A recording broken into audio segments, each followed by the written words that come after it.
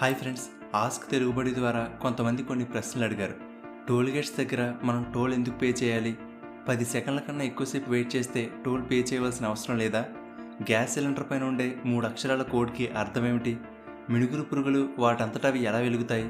ఇలాంటి ఇంట్రెస్టింగ్ ప్రశ్నలకి ఈ వీడియోలో సమాధానం తెలుసుకుందాం. గ్యాస్ సిలిండర్ పైన ఉండే 3 అక్షరాల కోడ్కి అర్థమేమిటి? ఈ రోజుల్లో దాదాపు ప్రతి ఇంట్లో కూడా గ్యాస్ సిలిండర్ ఉపయోగిస్తున్నారు. అయితే ప్రతి గ్యాస్ సిలిండర్ పైన కూడా ఒక కోడ్ వంటిది ఉంటుంది. దానికి అర్థం ఏమిటి అనేది చాలామందికి తెలియదు. దాని గురించి ఇప్పుడు తెలుసుకుందాం. మన ఇళ్లలో వాడే గ్యాస్ సిలిండర్స్ అన్నీ కూడా ఎంతో ప్రెజర్ని తట్టుకునేలా చాలా స్ట్రాంగ్గా తయారు చేస్తారు. అయితే రోజులు గడిచే కొద్దీ బయట ఉన్న వాతావరణ పరిస్థితుల కారణంగా కానీ లేదా సిలిండర్ని వాడే విధానం బట్టి కానీ సిలిండర్ తుప్పు పట్టడం లేదా పగుళ్ళు రావడం లేదా పాడవడం జరుగుతుంది.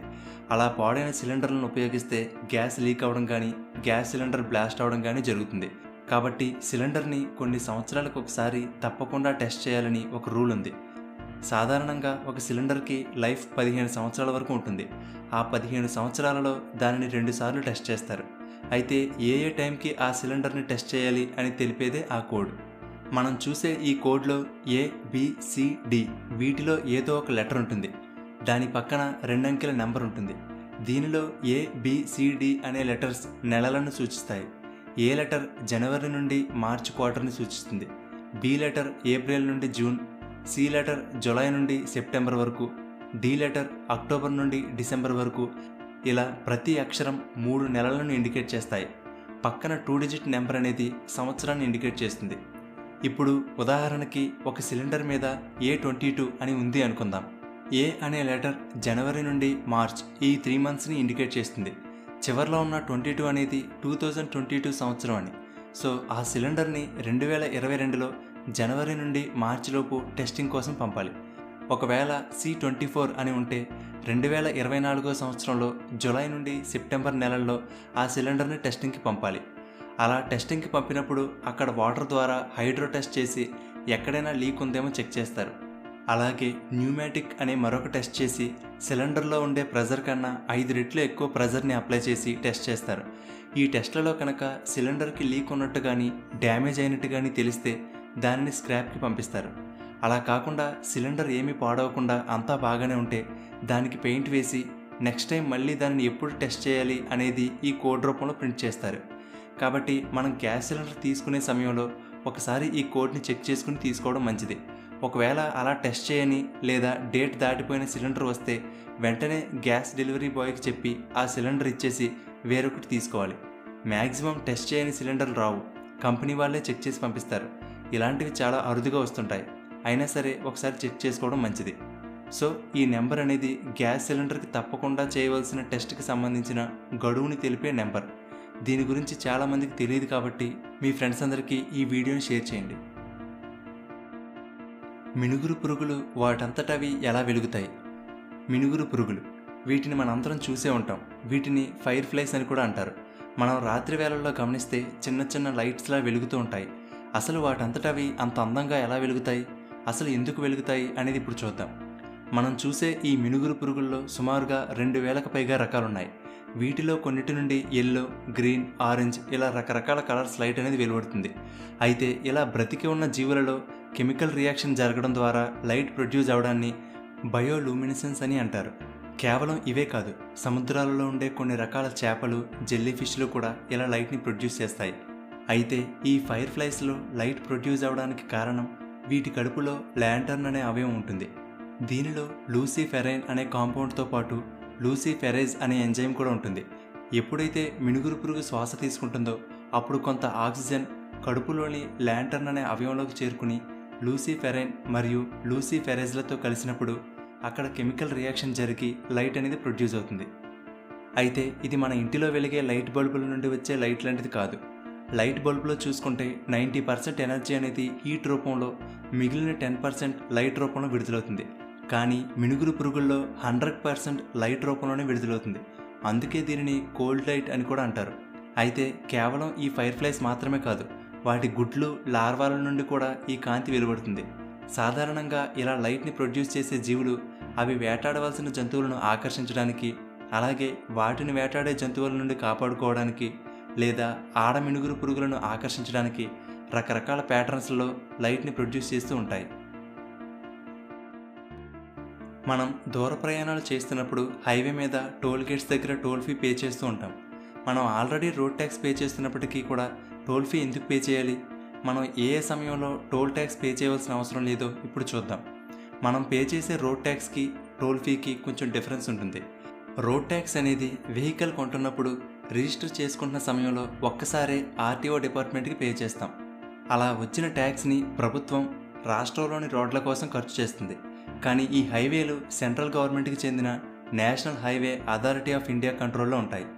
ఎక్కడ టోల్ గేట్ పెట్టాలి, ఎంత టోల్ ఛార్జ్ చేయాలి అనేది ఈ NHAA డిసైడ్ చేస్తుంది. టోల్ ఫీ అనేది హైవేని కన్స్ట్రక్ట్ చేయడానికి, వాటిని మెయింటైన్ చేయడానికి ఎవరైతే ఆ హైవేని ఉపయోగిస్తున్నారో వాళ్ళ దగ్గర నుండే ఛార్జ్ చేయాలనే ఉద్దేశంతో టోల్ గేట్స్ దగ్గర ఛార్జ్ చేస్తారు. ఈ టోల్ అనేది కేవలం ఆ హైవేలను ఉపయోగించుకునే వాళ్ళు మాత్రమే చెల్లించేది. దీనికోసం అందరి దగ్గర నుండి కలెక్ట్ చేసిన రోడ్ ట్యాక్స్లను ఉపయోగించరు. అలా టోల్ ట్యాక్స్ ద్వారా ఆ హైవేని నిర్మించడానికి ఎంత కాస్ట్ అయిందో ఆ అమౌంట్ అంతా రికవర్ అయిన తర్వాత అప్పటి వరకు ఛార్జ్ చేస్తున్న ట్యాక్స్ని 40% తగ్గిస్తారు. ఆ తర్వాత నుండి ఛార్జ్ చేసిన దానిని ఆ హైవే మెయింటెనెన్స్ కోసం ఖర్చు చేస్తారు. ఈ టోల్ ఫీ అనేది వెహికల్ సైజుని బట్టి మారుతుంది. ఒక వెహికల్ సైజ్ ఎంత పెద్దగా ఉంటే దాని వలన రోడ్డుకి అంత డ్యామేజ్ జరుగుతుంది. కాబట్టి నార్మల్ కార్స్ కన్నా ట్రక్స్ వలన రోడ్డుకి ఎక్కువ డ్యామేజ్ ఉంటుంది కాబట్టి వాటికి ఎక్కువ టోల్ ఛార్జ్ చేస్తారు. అయితే కొంతమందికి మాత్రం ఈ టోల్ని పే చేయకుండా వెసులుబాటు ఉంటుంది. మన రాష్ట్రపతి, ప్రధానమంత్రి, ఇతర central and state ministers, governors, ఎంపీలు, అలాగే పరమవీర చక్ర, అశోక చక్ర, మహావీర చక్ర వంటి అవార్డ్స్ పొందిన ఆర్మీ పర్సన్స్, వీళ్లతో పాటు కొంతమంది ప్రముఖులకు చెందిన వాహనాలకు టోల్ చెల్లించవలసిన అవసరం లేదు. అదేవిధంగా ambulance, fire engine, funeral vans వంటి వాటికి టోల్ పే చేయవలసిన అవసరం లేదు. అయితే ఇంతకు ముందు వరకు టోల్ గేట్ దగ్గర డబ్బులు ఇచ్చి టోల్ ఫీ కట్టి రిసిప్ట్ తీసుకుని వెళ్ళేవారు. ఇక్కడ చాలా టైం వేస్ట్ అవుతుందనే ఉద్దేశంతో ఈ టోల్ గేట్స్ దగ్గర ఫాస్ట్గా టోల్ ట్యాక్స్ కట్టించుకోవడానికి ఇప్పుడు ఫాస్టాగ్ అనే ఆప్షన్ తీసుకువచ్చారు. దీనిలో భాగంగా మన వెహికల్కి ముందు మన ఫాస్టాగ్ని ఫిట్ చేసుకోవాలి. సో టోల్ గేట్ దగ్గర ఉండే స్కానర్ ఈ ఫాస్టాగ్ని స్కాన్ చేసి మన బ్యాంక్ అకౌంట్ నుండి ఆటోమేటిక్గా అమౌంట్ డెబిట్ చేసుకుంటుంది. ఈ ప్రాసెస్ క్షణాల్లో పూర్తయిపోతుంది. దీనివలన చాలా టైం అలాగే ఫ్యూయల్ కూడా సేవ్ అవుతుంది. అయితే ఇక్కడ చాలామందికి తెలియని విషయం ఏమిటంటే, ఫాస్ట్గా ఉండడం కోసమని ఈ ఫాస్టాగ్ని ఇంట్రడ్యూస్ చేశారు కదా, అయినా సరే లేట్ అయితే ఈ ఫాస్టాగ్కి అర్థం ఉండదు. అందుకే NHAA కొన్ని గైడ్లైన్స్ని తీసుకువచ్చింది. అదేంటంటే, ఏ వెహికల్ కూడా టోల్ బూత్ దగ్గర, అంటే స్కానింగ్ జరిగే ప్రాంతం ఉంటుంది కదా, అక్కడ 10 సెకండ్ల కన్నా ఎక్కువ సమయం వెయిట్ చేయడానికి వీల్లేదు. ఒకవేళ వెయిటింగ్ టైం 10 సెకండ్లు దాటితే ఆ వెహికల్ ఎటువంటి టోల్ ఫీ పే చేయవలసిన అవసరం లేదు. అలాగే ఏ టోల్ బూత్ దగ్గర కూడా 100 మీటర్లకు మించి క్యూ లైన్ ఉండకూడదు.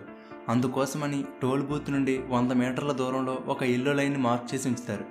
ఏదైనా కారణాల వలన క్యూ లైన్ 100 మీటర్ల కన్నా ఎక్కువగా ఉండి ఆ ఎల్లో కలర్ లైన్ని క్రాస్ చేస్తే ఆ క్యూ లైన్ని 100 మీటర్ల లోపు తగ్గించడానికి ముందు ఉన్న వెహికల్స్ని టోల్ ఫీ కట్టించుకోకుండా పంపించివేయాలి. ప్రయాణికుల వెయిటింగ్ టైం తగ్గించాలనే ఉద్దేశంతో ఈ రూల్ని తీసుకువచ్చారు. కానీ ఎంతవరకు టోల్ ఆపరేటర్స్ ఈ రూల్స్ని ఫాలో అవుతున్నారనేది మనకు తెలియదు. ఫ్రెండ్స్, ఒక చిన్న విషయం. త్వరలో స్టార్ హెల్త్, LIC, OYO వంటి కంపెనీలు IPO ద్వారా మార్కెట్లోకి ఎంటర్ అవుతున్నాయి. ఒకవేళ మీరు కూడా ఈ IPOల ద్వారా ఈ కంపెనీల్లో ఇన్వెస్ట్ చేయాలనుకుంటే మీకు డీమ్యాట్ అకౌంట్ తప్పనిసరిగా ఉండాలి. ఇవే కాకుండా మీరు స్టాక్స్లో కానీ మ్యూచువల్ ఫండ్స్లో కానీ ఇన్వెస్ట్ చేయాలనుకుంటే అప్స్టాక్స్లో మీరు ఫ్రీగా డీమ్యాట్ అకౌంట్ ఓపెన్ చేసుకోవచ్చు. దీనిలో మీరు ₹100 కూడా ఇన్వెస్ట్మెంట్ని స్టార్ట్ చేయవచ్చు. కాబట్టి ఆసక్తి ఉన్నవారు ఈ వీడియో కింద ఉన్న డిస్క్రిప్షన్లో ఇచ్చిన లింక్ మీద క్లిక్ చేసి అప్స్టాక్స్లో ఫ్రీగా డీమ్యాట్ అకౌంట్ ఓపెన్ చేసుకోండి. ఈ ఆఫర్ కొద్ది రోజులు మాత్రమే ఉంటుంది, కాబట్టి ఈ ఆఫర్ని యూజ్ చేసుకోండి. ఫ్రెండ్స్, ఒకవేళ మీకు స్టాక్ మార్కెట్ గురించి ఏమీ తెలియకపోయినా లేదా స్టాక్ మార్కెట్ గురించి ఎప్పటికప్పుడు అప్డేట్స్ని పొందాలనుకున్నా టెలిగ్రామ్లో స్టాక్ మార్కెట్ గైడ్ తెలుగు అనే గ్రూప్ని క్రియేట్ చేశాను. స్టాక్ మార్కెట్ మీద ఆసక్తి ఉన్నవారు ఈ గ్రూప్లో జాయిన్ అవ్వండి. ఆ లింక్ కూడా డిస్క్రిప్షన్లో ఇచ్చాను. ఓకే ఫ్రెండ్స్, ఈ వీడియో మీకు నచ్చితే లైక్ చేయండి, అలాగే మీ ఫ్రెండ్స్ అందరికీ షేర్ చేయండి. ఒకవేళ మీకు కూడా ఎలాంటి డౌట్స్ ఏమైనా ఉంటే క్రింద కామెంట్ సెక్షన్ ద్వారా అడగండి. ఇలాంటి మరిన్ని ఇంట్రెస్టింగ్ వీడియోలను మిస్ కాకుండా చూడడానికి తెలుగుబడి ఛానల్కి సబ్స్క్రైబ్ చేసుకుని పక్కనే ఉన్న బెల్ బటన్ యాక్టివేట్ చేసుకోండి.